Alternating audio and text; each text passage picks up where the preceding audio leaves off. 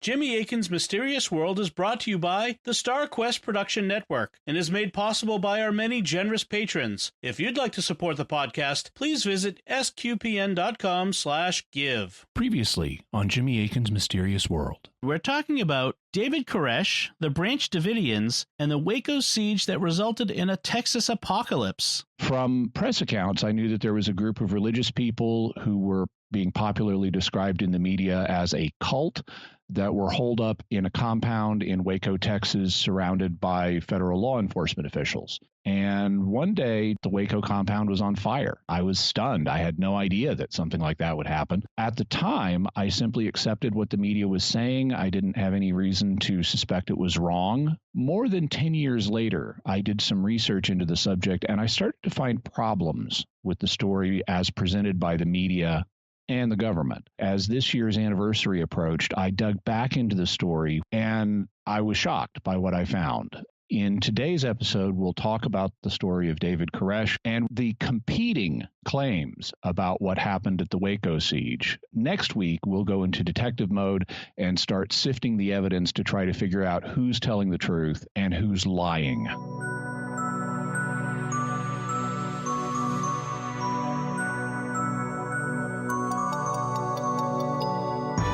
You're listening to episode 97 of Jimmy Akin's Mysterious World, where we look at mysteries from the twin perspectives of faith and reason. In this episode, we're talking about the evidence concerning what happened at the 1993 siege of the Branch Davidians at Waco, Texas. I'm Dom Bettinelli, and joining me today is Jimmy Akin. Hi, Jimmy. Howdy, Dom. On April 19, 1993, 26 years ago, federal law enforcement authorities stormed a religious commune outside Waco, Texas. The commune was run by a group known as the Branch Davidians, and it was led by David Koresh. The attack resulted in the deaths of more than 70 people, including many children. In the aftermath of this horrible event, a series of government investigations followed. But the results of these investigations have been challenged, with allegations of severe misconduct by high government officials, cover-up, and conspiracy. What's the truth about the Waco siege?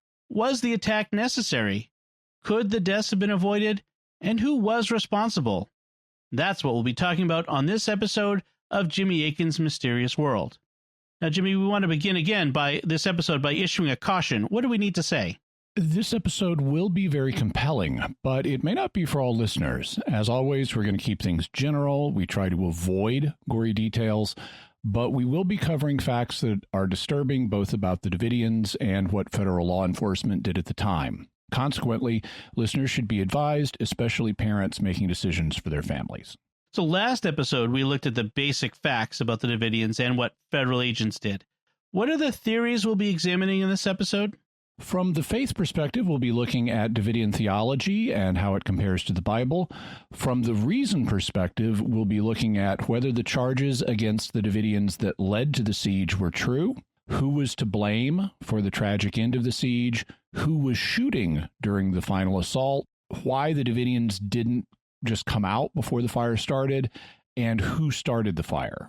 We'll also be looking at what happened after the final assault and how likely such events are to occur in the future. All right. So what can we say about the Waco siege from the faith perspective? Were the Branch Davidians a cult? I don't use the term cult as a way of referring to some religious groups who are considered cults versus others who are not considered cults. Neither does the Catholic Church. You won't find church documents referring to some groups as cults but not others. When used that way, the term has no objective meaning. It's just an insult term that doesn't add anything substantive to the discussion. It adds heat rather than light. If you want to say a group has false beliefs, say that. If you want to say a group is too controlling, say that. Make whatever criticism of a group you want, but make them in a straightforward way and argue your views on the merits. But don't label a group with a scary-sounding term that has no objective meaning and really just means religious group I don't like. The Branch Davidians were right to criticize government and press accounts that continually labeled them as a cult as a way of vilifying them rather than actually making a case against them. And, think about the golden rule. If you don't want people saying you're a cult when they don't like your religious group, then follow the golden rule and don't say it about other people that you don't like. Okay. So then let's talk about David Koresh's beliefs about himself. What did he think his role was in God's plan? As we mentioned in the last episode, he didn't believe he was Jesus Christ. However, he did see himself as a prophetic figure who had several roles. First, he was a prophet. He also was a modern-day equivalent of Cyrus the Great, who restored the kingdom of Israel. That's why he legally changed his name to Koresh, the Hebrew word for Cyrus. And he also thought that he was supposed to restore the Davidic kingdom, so he took the name David. He thought he was the Lamb from Revelation who opens the seven seals of the Great Scroll, and he thought he was the seventh angel who blows the seventh trumpet in Revelation. What should we make of these claims from the faith perspective? From the perspective of Catholic faith, he wasn't any of the things he thought. He was misled by his own personal interpretation of various Bible passages.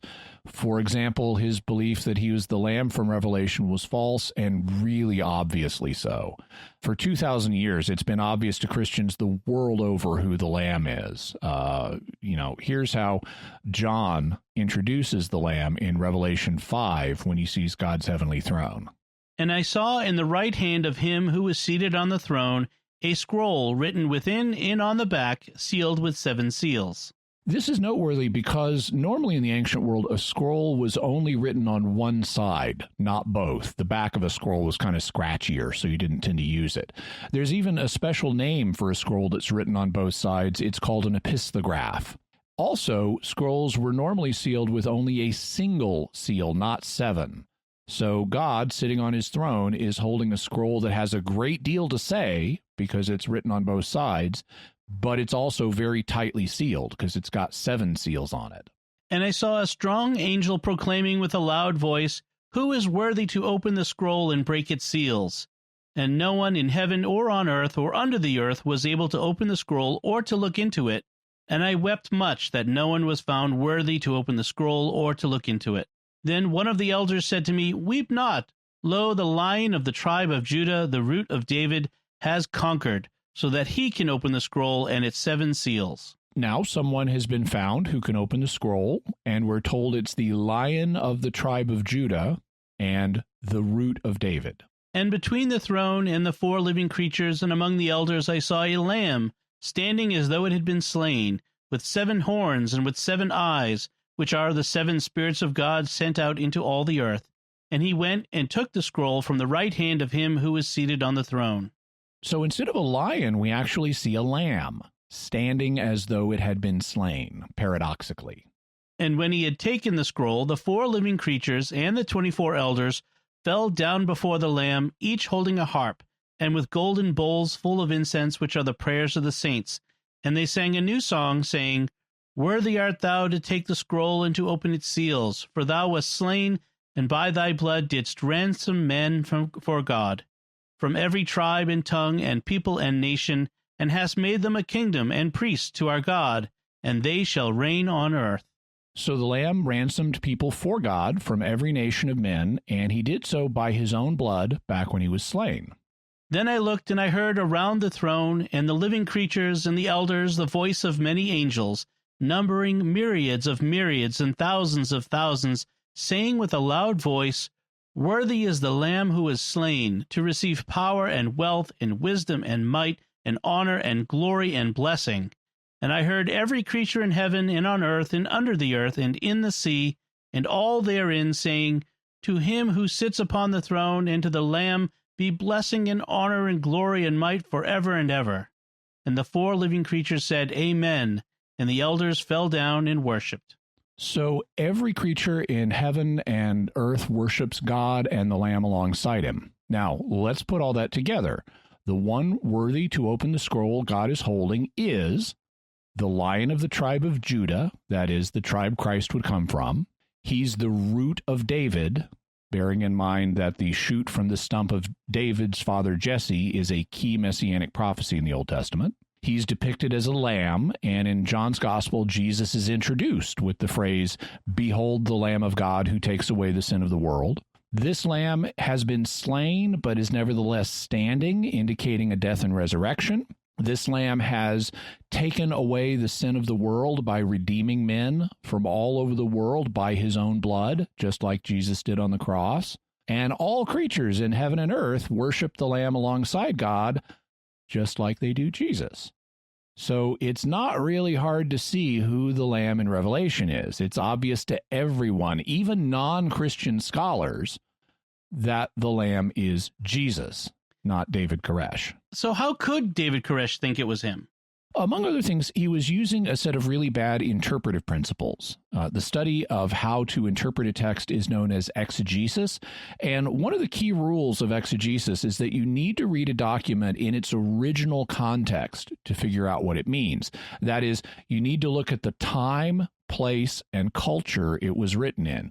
You need to look at other relevant literature from this period, and you need to ask how the original author and his audience would have understood what was being said. But the opposite of good exegesis is what Koresh was doing. Instead of interpreting Revelation in its original context, he detached it from that context and read it through what we could call an egocentric lens. And I don't mean arrogant by that. I just mean it's about him. He assumed that Revelation was talking about things that would happen in his own location, Waco, Texas. He assumed it was talking about things that would happen in his own time, the 1990s. And he assumed that he was a key figure in the book itself, serving as both the Lamb and the seventh angel. Now, Koresh went to an extreme with egocentric or I-centered exegesis. You know, anytime a person concludes that he's a key figure in biblical prophecy, he's almost certainly wrong. The odds of actually being a key figure in biblical prophecy are vanishingly small. But many people use a milder version of egocentric exegesis and assume that prophecies are about to be fulfilled in their own day and in their own countries. This is a common phenomenon in history, and it doesn't have a good track record. The safe way to exegete a biblical text is to take yourself, your country, and your time out of it and read the Bible in terms of its own time, place, and culture. But a lot of people make the mistake of trying to read the Bible in terms of themselves and their own times. Koresh just did it to an extreme. And it's very common with the book of Revelation, especially. Yes, especially. So in addition to his prophetic ideas, David Koresh demanded that everyone in Mount Carmel live continentally except him. He took multiple common law wives from the community, including some who were in their teens. What does the faith perspective say about that? Well, there's nothing wrong with continence. That's practiced in monasteries all over the world. So there's no intrinsic problem if the Davidians wanted to voluntarily practice continence. On the other hand, telling them that God requires this of them is problematic. So is the idea that everyone in the commune needs to practice continence except the leader. That's really problematic. I mean, if you're holding continence up as an ideal for your group, the leader needs to follow it also. Koresh claimed that he needed not to follow the practice because he needed to father 24 children to be the 24 elders of Revelation, and that's another incorrect interpretation of the book, and you'll notice that it's another egocentric one. He needs to be the one doing the fathering, not other men. When it comes to what he personally did, there are multiple problems. One is that it involved polygamy, at least by common law marriage. Another is that he allegedly dissolved the marriages of the men in the community so he could take their wives, but that doesn't meet the biblical standard for marriage. So what he was doing objectively was committing adultery with women who were bound to other spouses. And he was having relations with young women who were not yet 18. Now, however unadvisable that is, natural law doesn't automatically prohibit marrying someone of reproductive age, and there have been younger ages for marriage in the past. But in our time and culture, Koresh opened himself to charges of statutory rape and bigamy. Statutory rape occurs when someone has relations with someone who is below the legal age of consent. Since they can't legally give consent, it's classified as rape, even though they may have actually been consenting. How much responsibility do the individual Branch Davidians have for their situation? Well, they weren't responsible for the horrible deaths they suffered. Those were unforeseeable. In terms of what could have been foreseen, including the way Koresh misled them into relationships that were objectively disordered, we can't know others' hearts. That's between them and God. From what I've read of the survivors' writings, they seem to have sincerely believed that they were doing what God wanted. However, for whatever reason, and the reasons would have varied from one person to another, they made really bad decisions and fell under the influence of a man who was not, in fact, a genuine prophet of God, and that resulted in a horrible tragedy. From a Catholic point of view, this illustrates the need for church authorities to carefully investigate reported revelations, as we discussed back in episode 84. What would have happened if this kind of thing had occurred with a group of Catholics? If a Catholic leading a commune like this started making the kinds of claims that Koresh was making, or establishing the kind of living arrangements that Koresh did, the local bishop would have immediately issued a warning to the faithful that the revelations were not genuine and that they should stay away. And that's actually not that different than what the Seventh-day Adventist authorities did when the Davidians first started, long before Koresh's time. And yet that didn't stop this situation from happening. Ecclesiastical authorities can only do so much. They can warn people, but they can't guarantee that people will listen to the warning. So before we move on to the reason perspective, I do want to take a very important moment, to thank our patrons who make this show possible, including Nathan A., Tom G., Dorian K., Matthew W., and Sam R. Their generous donations at sqpn.com/give make it possible for us to continue Jimmy Akin's Mysterious World and all the shows at StarQuest. You can join them by visiting sqpn.com/give. All right, so let's get back to our discussion. What can we say about the Waco siege from the reason perspective? What about the charges against them that led to the incident? Well, let's review the allegations that law enforcement entertained against the group. They include drug trafficking, Koresh's commission of bigamy and statutory rape, stockpiling illegal weapons for some violent purpose, murdering 4 ATF agents and wounding 16 others during the initial February 28th raid, and physical child abuse, not sexual. All right, so were the Davidians guilty of drug trafficking? No, despite the ATF's early attempts to argue that they might be running a meth lab, they weren't. And so this charge was quietly retired. Also, drug trafficking was beyond the ATF's purview, so it shouldn't have figured into their investigation at all. The charge was only introduced to help it make them sound like they were a lawless and potentially violent group so they could get a warrant. All right, so then what about the charges of bigamy or statutory rape? Koresh did have multiple common law marriages, and these did involve girls in their teens, so he was in some legal jeopardy for those actions. But they aren't within the purview of either the Bureau of Alcohol, Tobacco, and Firearms or the FBI. They're matters of state law, not federal law, so it would have been up to the Texas authorities to prosecute them.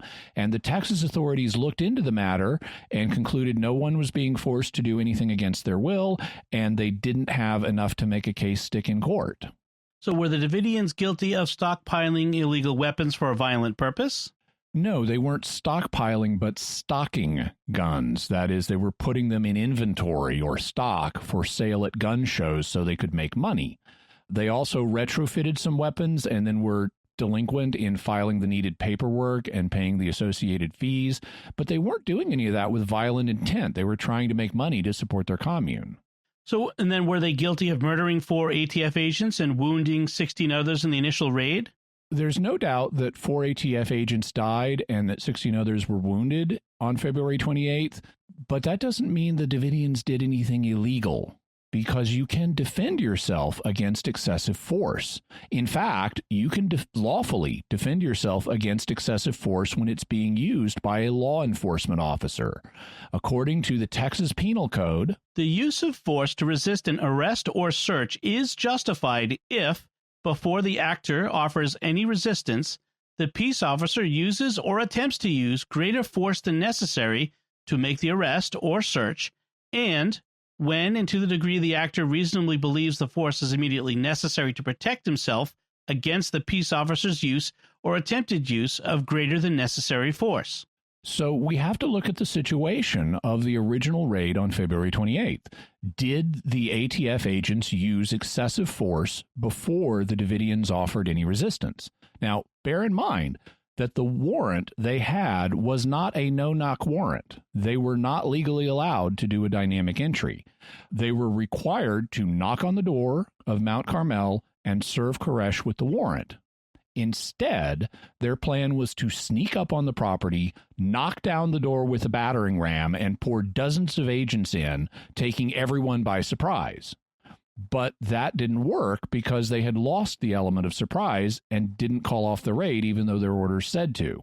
So when an unarmed Koresh went out to talk to them, instead, police came charging towards him, pointing their guns at him, yelling, "Police, search warrant, get down," and he shut the door for his own protection. Already, we are looking at an excessive force situation, creating legal cover for the Davidians defending themselves. So at this point, someone started firing, and the question is who? According to the ATF, the Davidians started firing out through the closed door, and they returned fire. But according to the Davidians, the ATF started firing in through the closed door. So who's telling the truth? This should be a simple matter to figure out because we should be able to examine the door and see which way the bullet holes go, in or out. And the Davidians asked the government to do exactly this. But guess what? The door vanished while in law enforcement's hands, so it can't be examined. So did the videotape the ATF took of the incident, and so did several pages from the ATF's log of the raid. Also, there's the fact this was a metal door, and if I were on the inside standing just a few feet from it, there is no way I would fire through a metal door. The chances of a ricochet hurting me or someone else would be too high. So this is very bad for the ATF's case. It looks like the ATF lied about this. It looks like they then engaged in a cover-up and obstruction of justice to hide the fact that they shot first and the Davidians were entirely within their rights to defend themselves against the ATF's reckless and excessive force. And that's exactly what a Texas jury concluded when this was all over. David Thibodeau writes, "At the close of the trial, Judge Smith gave the jury 67 pages of instructions on how to render a verdict, most of them favoring the prosecution. However, he did allow an important instruction offered by the defense. Quote, if a defendant was not an aggressor and had reasonable grounds to believe he was in imminent danger of death or serious bodily harm from which he could save himself only by using deadly force against his assailants, he had the right to employ deadly force in order to defend himself." End quote. The jury was a mixed bag, and though I searched the faces long and hard, I didn't quite know what to make of it. Among the 8 men and 4 women were housewives, school teachers, civil servants, and a retired banker. When they left the courtroom to deliberate on the verdict, I felt my friends were likely damned. But we were all surprised. 4 days later, the jury found all 11 defendants not guilty on the murder and conspiracy charges. So you could argue that the Davidians shouldn't have shot back, that they acted rashly and it would have been better for them to hold their fire, but they weren't guilty of murder. And it looks really bad for the ATF when the key evidence, the door, the videotapes, the log entries, all vanish from the ATF's evidence locker. That's just damning evidence of a cover-up and obstruction of justice. The last major charge against them during the siege was child abuse. What about that one? This was one where, again, the ATF had no business including it in its investigation leading to the February 28th raid, as the Bureau of Alcohol, Tobacco, and Firearms is not a child protective service. Again, this was a matter for the Texas officials to deal with, and the Texas officials had looked into the situation and found that the children were all fine and closed the case on it. To repeat what we said last episode from David Thibodeau's book, the Child Protective Services investigation was formally closed on April 30th, 1992. None of the allegations could be verified, the official report stated. The children denied being abused in any way by adults in the compound. They denied any knowledge of other children being abused. The adults consistently denied participation in or knowledge of any abuse to children. Examinations of children produced no indication of current or previous injuries.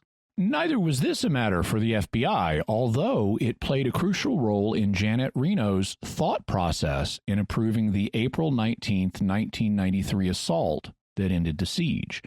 When she was state attorney in Florida, Reno was famous for prosecuting child abuse cases.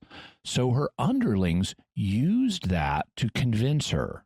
Thibodeau writes, While Reno wavered, some as yet unidentified person in the FBI chain of command told her that the bugs they'd secretly smuggled into Mount Carmel revealed that David was, quote, beating babies.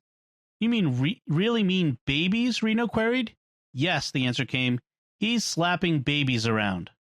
The FBI was well aware that, with Reno's background in prosecuting child abuse cases, this charge was a hot button. On the evening of April 19, hours after our tragedy, Reno would appear on talk shows and state that the FBI had hard intelligence that children were being beaten. It was bunk. 2 days later, the FBI denied Reno's claims, dropping her in the soup. Quote, we did not tell the Attorney General there was evidence of abuse during the siege, end quote, an agency spokesman declared. We passed on the 1992 reports from last year. That is, the FBI gave the Attorney General a copy of the report of the intense investigation carried out in early 1992 by the Texas Department of Child Protective Services, which had been terminated for lack of evidence. FBI Director William Sessions himself later admitted that the Bureau had no contemporaneous evidence of such abuse. In fact, Child Protective Services officials who immediately examined the kids who came out during the siege uncovered no evidence of child abuse. They found the children to be surprisingly healthy, happy, well-adjusted, well-educated, and only wanted to return as soon as they could to their friends and relatives in the compound. In the March 8th issue of the New York Times, Texas correspondent Sam Howe Verhoevic wrote that none of these children show any signs of physical abuse. So the child abuse charge was false, but because Reno was passionate on the subject, her underlings apparently lied to her, and she then used the child abuse issue to sell President Clinton on the final assault that killed more than 70 people. One of the things President Clinton and other government officials claimed after the assault was that none of the law enforcement officials fired even a single shot, but that the Davidians did a lot of shooting at them. What can we say about that?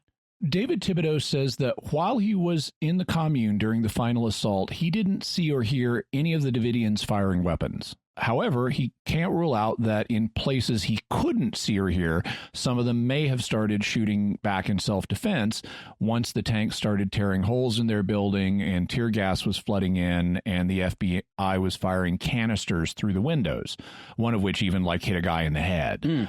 But there has been a major challenge mounted to the idea that the FBI didn't fire any shots. This is explored in a trio of documentaries by Michael McNulty. They're titled Waco, The Rules of Engagement, Waco, A New Revelation, and The FLIR Project. In theory, the FBI shouldn't have had to do any shooting because all their agents were supposed to be in armored tanks that bullets would just bounce off of. But even though the government later denied that any agents fired on the Davidians, they said on the day that they would fire. David Thibodeau reports, all this time the speakers are blaring, "Do not shoot at us or we will shoot at you. The siege is over. This is not an assault." So on the day of the raid, the FBI was telling the Davidians that they would shoot if fired upon. And they claimed the Davidians fired on them, meaning that they would have shot back if they did what they said they would do. And this kind of gives the lie to the idea that all of their agents were protected inside tanks. I mean, some must have been outside and exposed, or there would be no reason for them to make this threat. Also, it turns out that the FBI had a plane circling the compound, and it was recording the situation using forward-looking infrared, or a FLIR camera. That's the same technology that the Navy used to take footage of the UFOs that we discussed in episodes 41 and 70. It records images in infrared light, so hot spots look white and cool spots look dark. When you examine the FLIR footage of the final assault, it looks like, in addition to the tanks, there also were agents running around on the ground. And there are what look like white muzzle flashes coming from the agents, directing their fire into the commune. The documentary makers consulted with Dr. Edward Allard, a physicist who helped develop FLIR technology and who served as the director of the Defense Department's night vision laboratory and who held several patents on FLIR and night vision technology. So, to put it simply, he was one of the top experts on this tech. And here's an excerpt of Dr. Allard analyzing part of the FLIR footage where a tank approaches the back of the building where people in front could not see it. If you look carefully, what you will see is the exhaust plume of the tank. You'll see the plume twice when the operator steps on the gas. There it is again. And now what you will see is a short burst there. That short burst, we feel, is a gunshot. The next view is a view in slow motion. As the vehicle approaches, we see the plume from the engine, and we have the gunshot. Now, freeze it there, please. You can see now the outline of the tank. You can clearly see the outline of the tank. There's the blade. There's the blade in front of the tank. There's the opposite side of the tank. This hot area back here is the engine, the deck area. And it appears that the shot that we're looking at is coming off the rear deck area of the tank. This particular one, the burst lasted about 1 second. And we will see shots similar to this throughout the tape, and nothing else appears with the type of thermal signature that we get of gunshots. And here he is describing another clip, again in the back of the building, away from public view.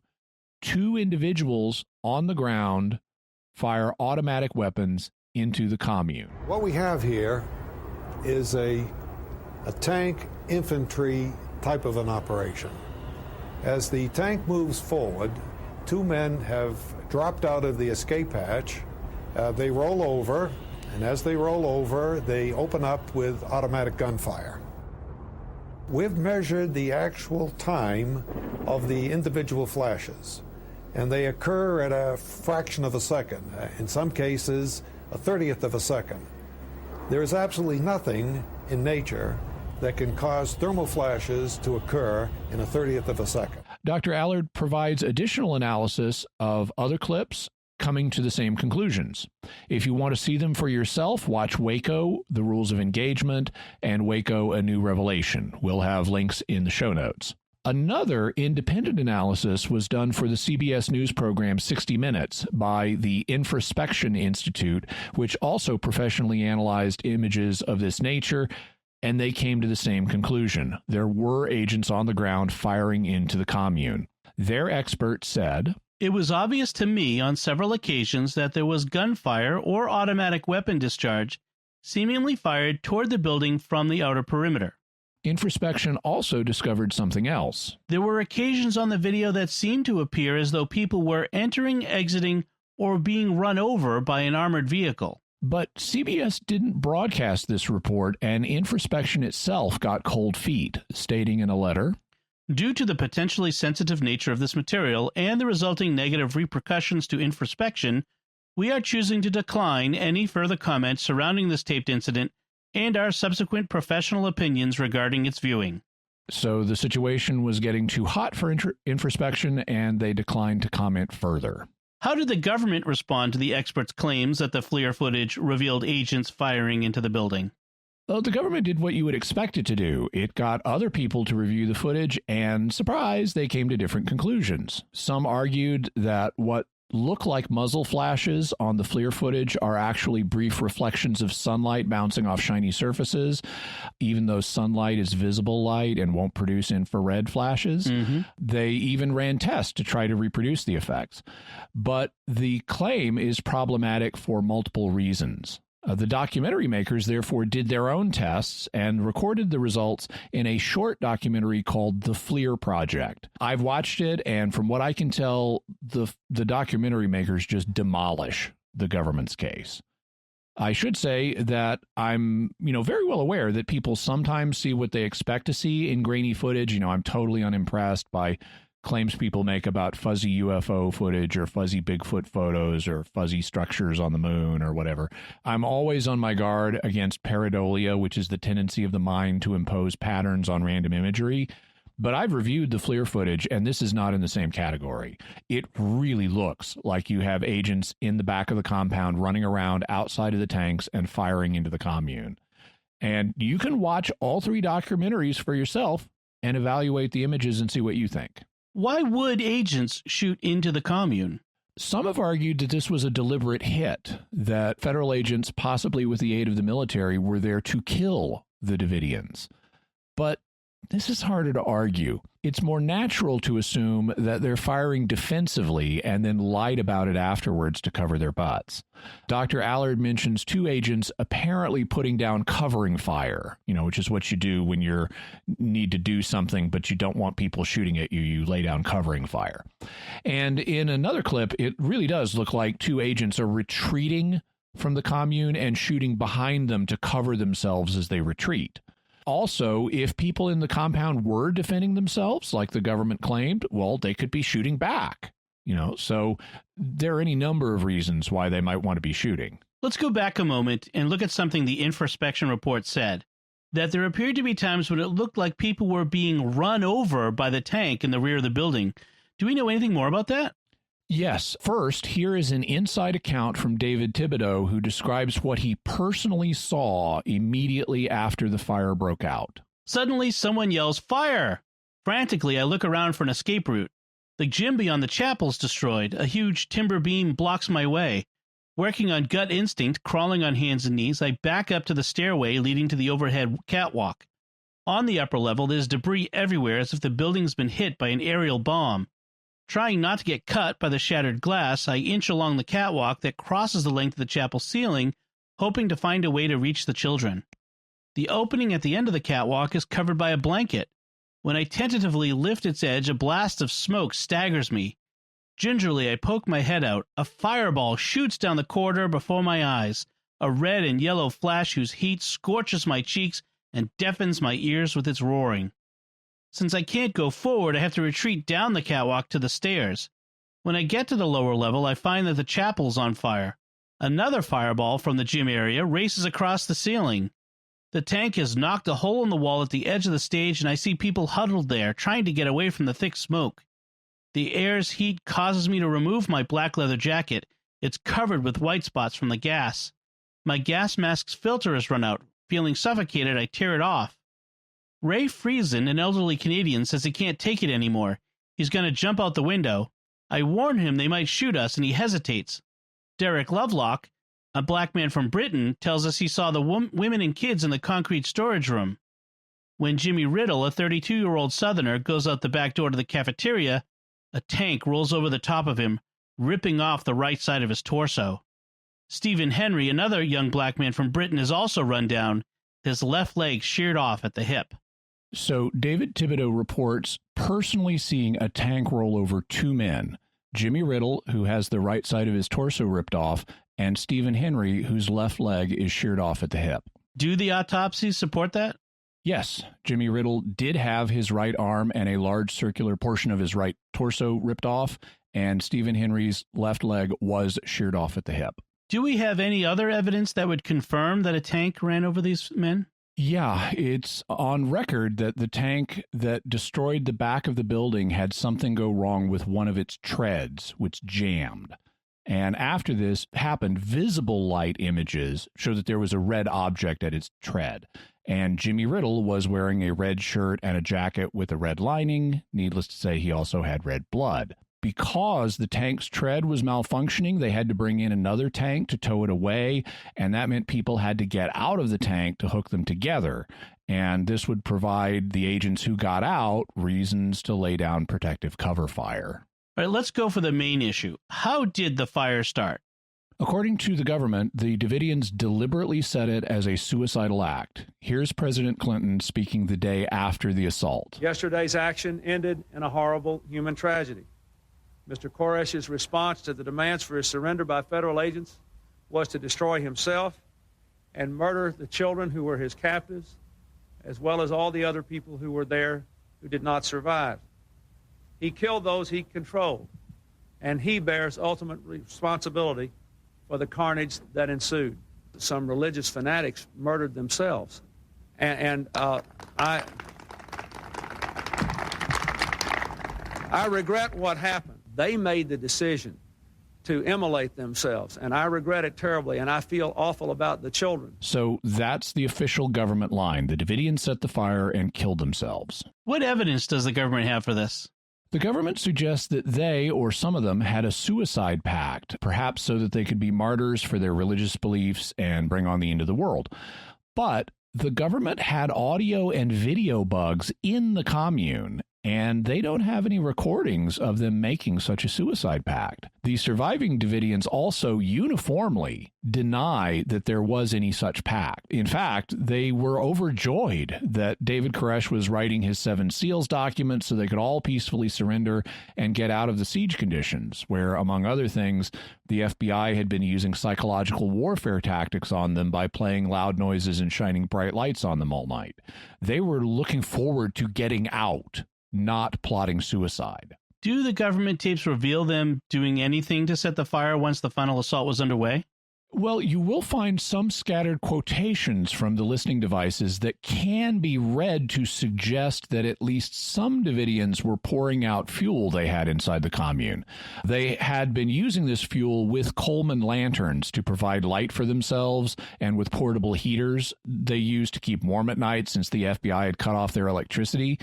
They also used it to provide electricity with an emergency generator so that they could run the computer needed to do the word processing for the 7 Seals document. But there are some problems.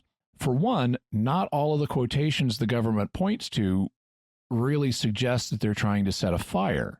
Some of the discussions, which occur around 6 a.m. on the day of the assault, have people referring to pouring something, but it isn't clear what they're talking about. It could be water, for example. Since the Davidians didn't have gas masks that would fit the children, they soaked cloths in water to use as improvised air filters for the children. So they could have been pouring water into containers they could take around the compound so it would be handy when it was needed. Also, some of the recordings involve the Davidians discussing fuel, but their later statements indicate that the fuel they had, they were moving away from where it was stored to keep it from being run over by tanks or otherwise set off.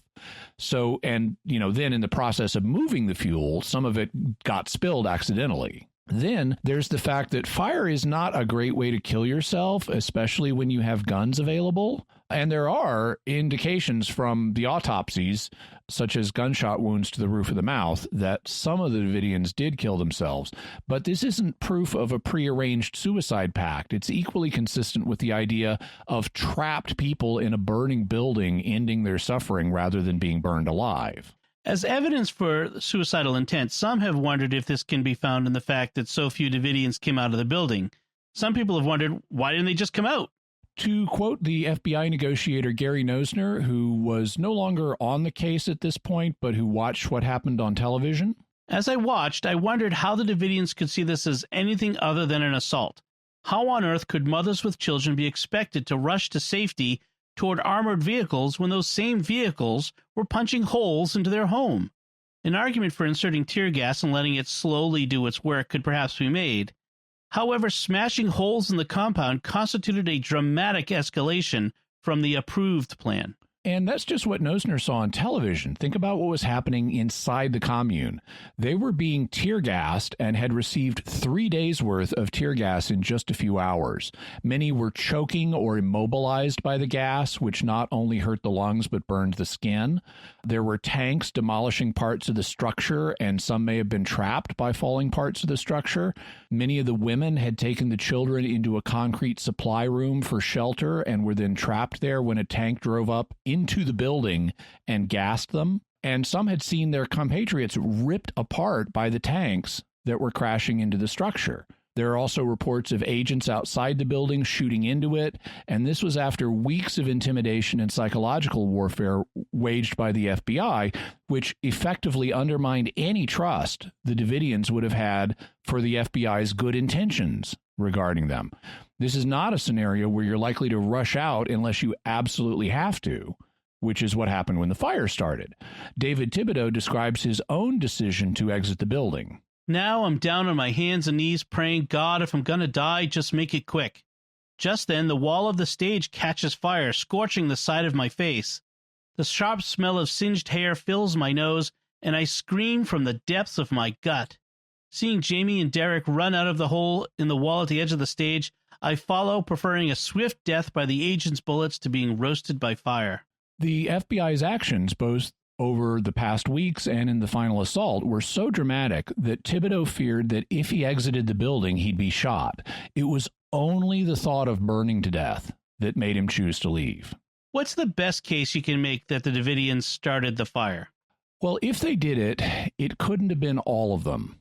All of the Davidian survivors deny knowing of any suicide pact among the group's members. And if there had been such a pact keeping them in the building, it would have had to have been discussed widely in the group. You know, if you're going to get everybody to agree to it, you got to talk to everybody, in which case the FBI's bugs would have picked up the discussions, and they didn't. In fact, had the bugs picked up any such discussions, they would have moved immediately before April 19th and before the Davidians could have firmed up a suicide plan. You know, if you hear them plotting suicide, you go in now.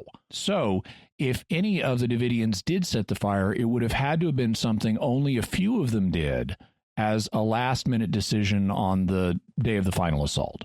If I were to argue for that, I would focus on the statements of two men, Rinos Avraham and Graham Craddock, who were among the 9 survivors. Craddock denied any prior knowledge of a suicide plan or a plan to start a fire, but he later said that he saw someone spread fuel in the chapel, to which another person objected, saying, don't do that. Then, or something like that, another person objected. Then he heard someone say something like, light the fire, and someone say, wait, find out, and someone say something like, don't light the fire. Avraham said he heard someone say, the fire has been lit, the fire has been lit. So let's look at what they said they remembered. Craddock did not claim to see anyone light a fire. He only thinks he heard people discussing whether or not to light a fire. But we need to consider alternatives because this was a very chaotic environment with lots of competing sounds. Also, human memory is subject to distortion and influence by what people are telling you happened, which can affect your memories of what happened and in what order.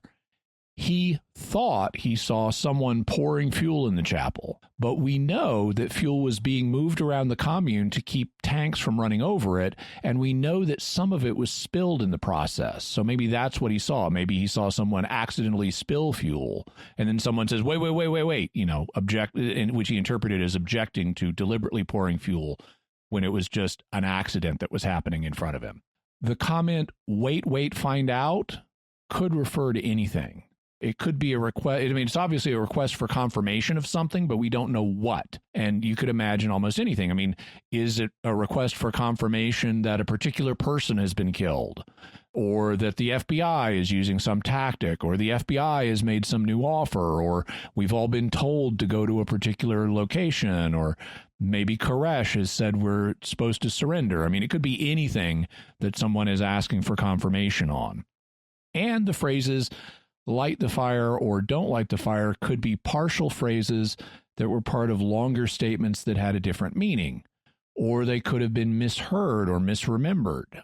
Maybe people were discussing how they hoped a fire wouldn't be lit. And even if Craddock accurately heard people discussing whether or not to light a fire, the final thing he heard was someone saying not to light it, and he didn't see anybody light one. Avraham also didn't see anybody light a fire, though he thought he heard someone say the fire has been lit. But that could be misremembering of someone saying a fire has started or something like that. And don't forget how memories can be influenced by what people tell you happened afterward. In the 1950s, there was a researcher named Solomon Asch who did a series of studies on the ability of groups to influence the beliefs and opinions of others. What he discovered is now known as the Asch effect, that if people are told something that their own eyes flatly contradict, like how long one line is compared to another line that are both visible, 50% of people will respond the way the others in the group did. So if the group is saying, oh, that's the longer line, half of everybody will go along with that. So with the government adamantly insisting that the Davidians had started the fire, you could see how it might influence Craddock and Avraham's memories of what they thought they heard others saying in the chaos of the final assault. So even this best argument, to me, seems somewhat inconclusive. If you were to make the case against the Davidians deliberately starting the fire, what would you say? First, I'd ask why the FBI's bugs didn't pick up people clearly planning the fire. We have some ambiguous statements, but I haven't been able to find anything clear, any clear quotations of anybody discussing it or ordering this to be started. Second, I'd want to know why none of the 9 survivors saw anybody actually set a fire, although it's possible, that none of them were present when it happened. Third, I'd point out that this place was a powder keg waiting to go off and that a fire easily could have started accidentally. To begin with, the tear gas that the FBI was filling the structure with was flammable. Here's a general description of the gas from Thibodeau. The cocktail favored by the feds to subdue us was a mixture of a white crystalline powdered chemical called orthochlorobenzyl malonitrile, CS, in a solution of methylene chloride, a potent depressant of the human central nervous system. CS causes nausea, disorientation, dizziness, shortness of breath, tightness in the chest, burning of the skin, intense tearing, coughing, and vomiting. In January 1993, the United States and 130 other countries had signed the Chemical Weapons Convention banning the use of CS gas in warfare. Apparently, there is no prohibition on its use against American citizens. Also, this gas may make people unable to leave an area, another reason why some Davidians failed to leave the building. And it can kill you, especially if you're a child. According to official sources, for those exposed to the gas, the Army's Manual on Civil Disturbances states that, quote, excessive exposure to CS may make them incapable of vacating the area, end quote. The company that makes CS warns that when the gas burns, it gives off fumes that can kill. Benjamin C. Garrett, director of the Chemical and Biological Arms Control Institute in Alexandria, Virginia, explains that CS is even deadlier for kids because the smaller you are, the sooner you would feel the response. Federal Laboratories, which supplies CS to the FBI, warns in its manual, under no circumstances should CS grenades, cartridges, or projectiles designed for use in riots be used in confined areas. A hazardous overdose could be created by the release of even one full-size grenade in a closed room. But the CS powder used in the tear gas wasn't the only danger, because later I learned that the FBI Bradley tanks projected in excess of 400 explosive rocket rounds into our building, boosting the effect of the sprayed tear gas. Both methods of delivery use noxious CS gas, whereas the sprayed gas is suspended in non-toxic carbon dioxide. The CS in the rocket rounds is mixed at a concentration of 1 part in 10 with deadlier methylene chloride, a petroleum derivative. Methylene chloride is an eye, skin, and respiratory tract irritant.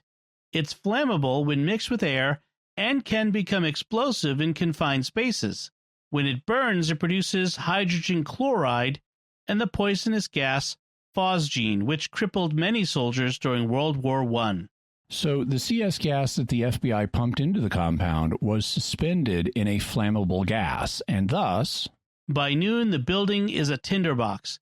A thick layer of methylene chloride dust deposited by the CS gas coats the walls, floors, and ceilings, mingling with kerosene and propane vapors from our spilled lanterns and crushed heaters. To make things worse, a brisk 30-knot Texas wind whips through the holes ripped in the building's sides and roof. The whole place is primed like a pot-bellied stove with its damper flung open.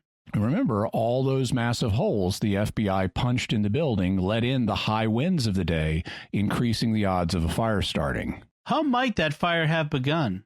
Well, it could have been a spark from or heat from the bullets that the FLIR footage suggests the FBI was firing into the back of the building. Here's Dr. Edward Allard, the FLIR designer and expert, commenting on a flash that occurred just after one of the apparent bursts of gunfire directed into the back of the building. That flash was so bright that the operator of the FLIR thought it was so significant that he decided to fix his cursor in that area to remind him or other people looking at the tape that there was a very significant flash in the window.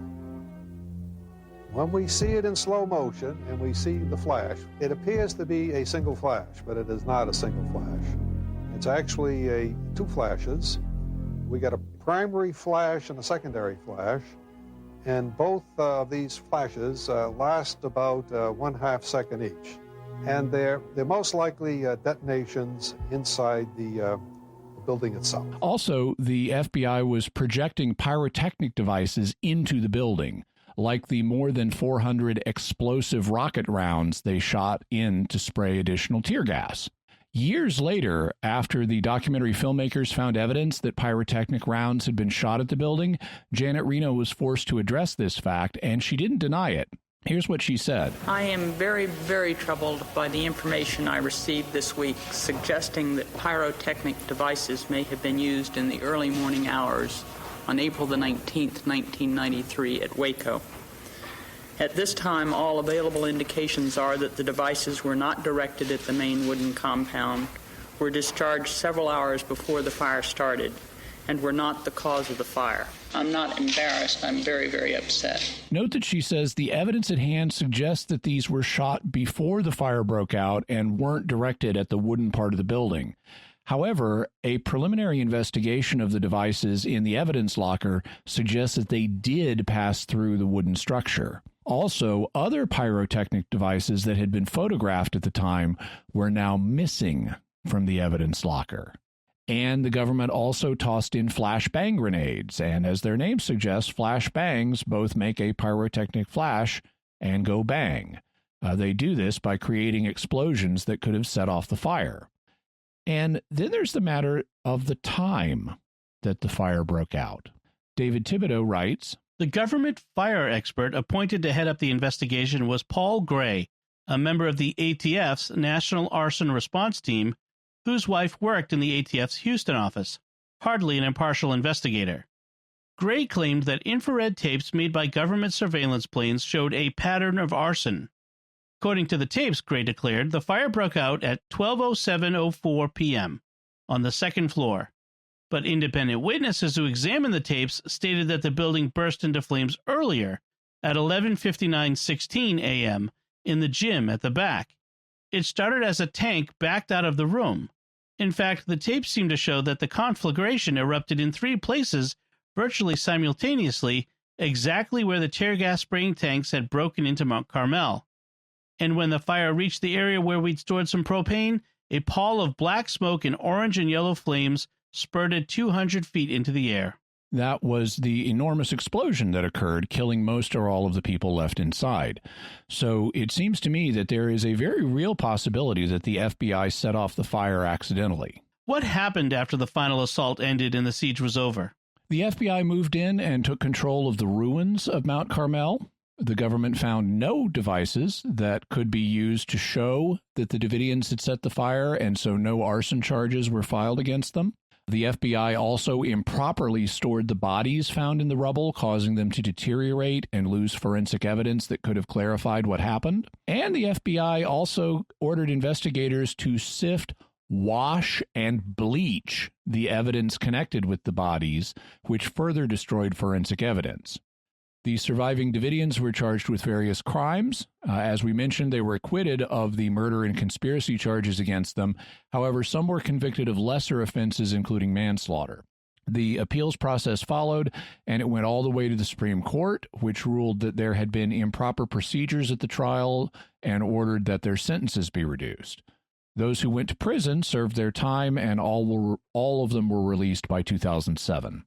there were allegations of cover-ups by the ATF, the FBI, and the Justice Department, and there's certainly evidence to suggest that, such as the missing pages from the FBI log on the February 28th raid, the various items, including the front door of Mount Carmel, that have gone missing from government evidence caches, and the withholding from the public of other evidence known to exist.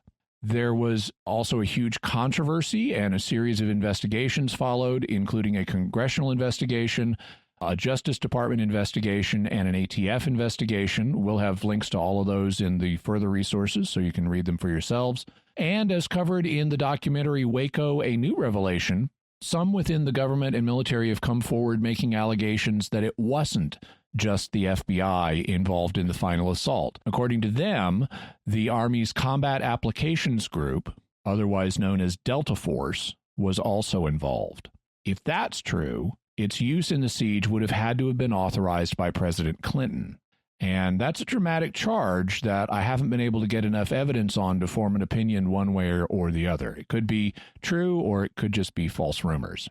Finally, 2 years after the final siege, to the day, Timothy McVeigh bombed the Alfred P. Murrah Federal Building in Oklahoma City in retaliation for both Ruby Ridge and the Waco siege. We'll talk about both in future episodes. I want to make it clear up front that McVeigh was a monster, and no matter what the government did at Ruby Ridge or Waco, it doesn't justify his terrorist act in Oklahoma City.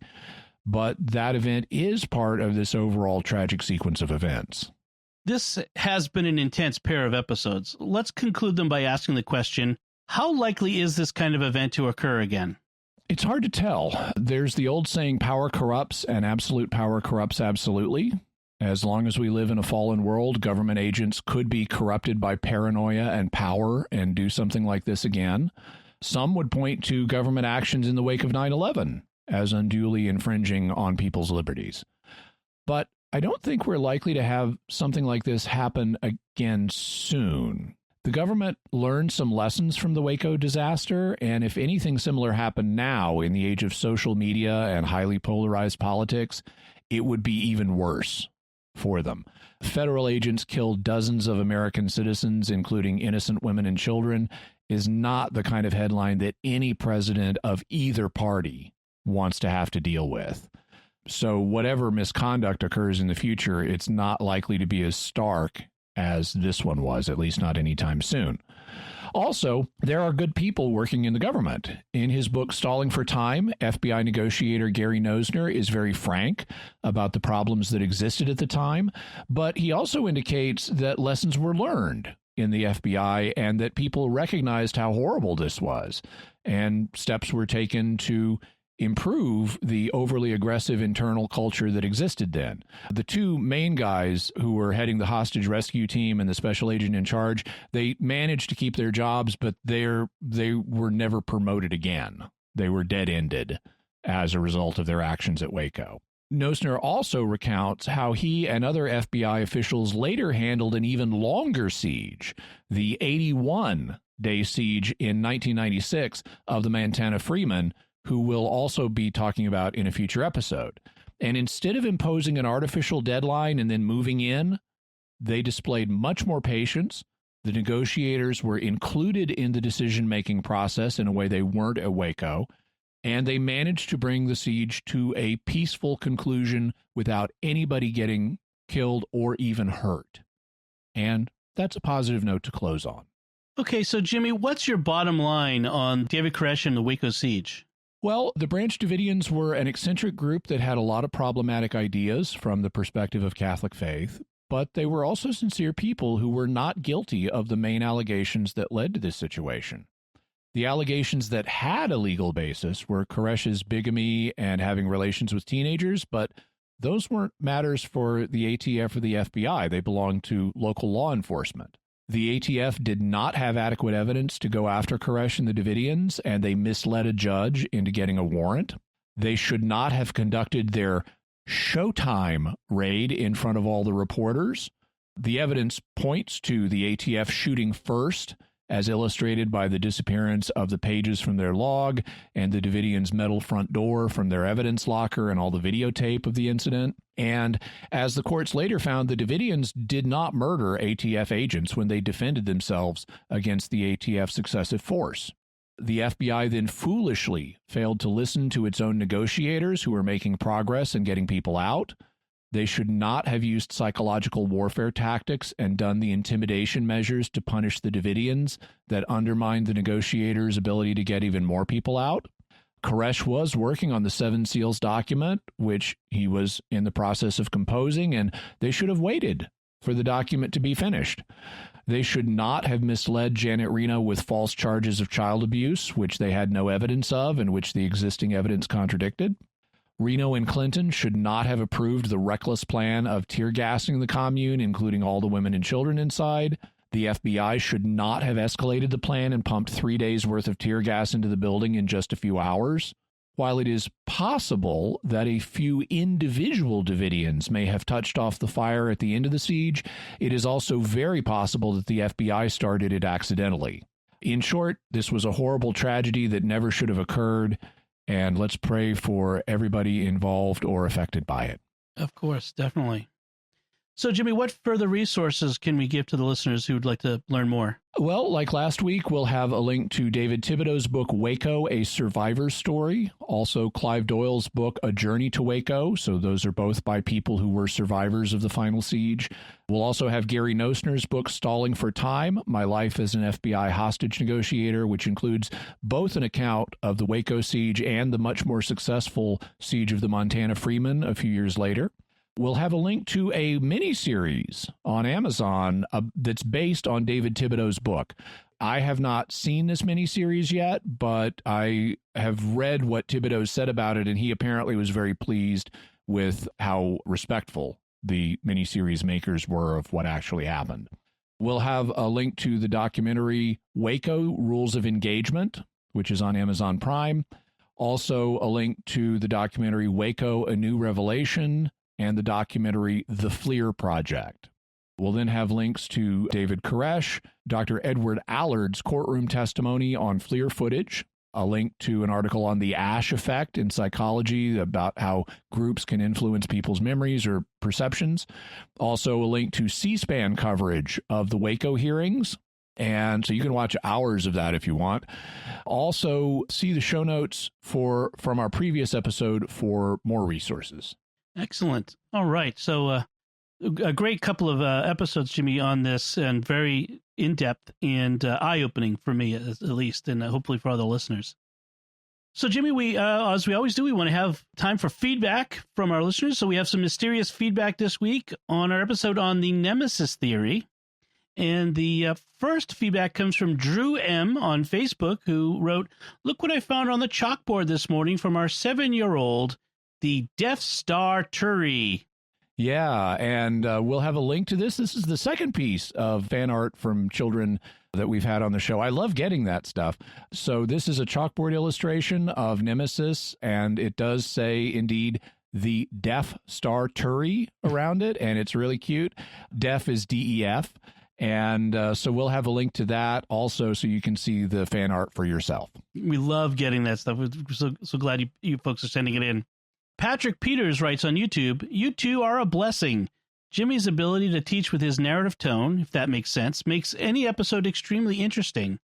I'm just a soon-to-be theology grad student and in between jobs, and therefore poor, haha, but I will definitely support when I am able to." Thank you so much, Patrick. We really appreciate it. And we do need support from patrons. We need to get the network to the break-even point so that we can keep making Mysterious World and all the other great StarQuest shows. And thank you for your compliment. I know what you mean about the narrative stuff. I think in terms of how can I structure this as a story, even when we're talking about scientific concepts, I try to think, how can I make this a story that's easy for people to follow? Toby12347 on YouTube writes, "Great show. I was initially very skeptical of Jimmy's disagreement with the relatively new classification conditions for planets, but after listening through the whole episode and dwelling on it for a bit, he's won me over." Awesome. That's great. And isn't it much more fun to live in a solar system with dozens of planets rather than just 8? That's right. So, Jimmy, do we have some mysterious headlines this week? Yeah. One is a video about 6 rare types of twins. Now, everybody's familiar with fraternal twins, where they share half the DNA, or identical twins, where they share 100% of the DNA, basically. But there are some rare types of twins. We've mentioned them briefly on the show before, but if you want to know about these rare types of twins, check out this video. Also, speaking of living things, we're going to have another link to living bricks. So forget transparent aluminum. The new hotness is living bricks. Right. I'm definitely going to need to check that out and find out what that's about. As we wrap up things, we do want to appeal to the listeners and ask for your feedback. What are your theories about the Waco siege? After listening to everything Jimmy has had to say, and if you do any further research of your own, let us know online what you think about what happened here and what's going on with the Branch Davidians and all that. We'd love to hear from you. You can let us know by visiting sqpn.com or the Jimmy Akin's Mysterious World Facebook page, leaving a comment there, or send us an email to mysterious@sqpn.com, or send a tweet to @MYS_world with the hashtag of mysterious feedback. So, Jimmy, what's our next episode going to be about? Our next episode is our monthly patrons episode, and it's going to be about the mystery of sleep. Ooh. Hopefully that one will be so compelling you won't be able to sleep. All right, and another appeal, just to please share the podcast with your friends, write a review in Apple Podcasts or wherever you get your podcasts from, and help us grow this community and reach more listeners. We'd love to grow this audience. Jimmy Akin's Mysterious World is also brought to you in part through the generous support of Aaron Ferguson Electric and Automation, making connections for life for your automation and smart home needs in North and Central Florida at aaronv.com. You can find links to Jimmy's resources from our discussion and links to the mysterious headlines on our show notes at sqpn.com/mysterious. And remember, to help us continue to produce the podcast, please visit sqpn.com/give. Until next time, Jimmy Akin, thank you for exploring with us our mysterious world. Thanks, Dom. And once again, I'm Dom Bettinelli. Thank you for listening to Jimmy Akin's Mysterious World on StarQuest.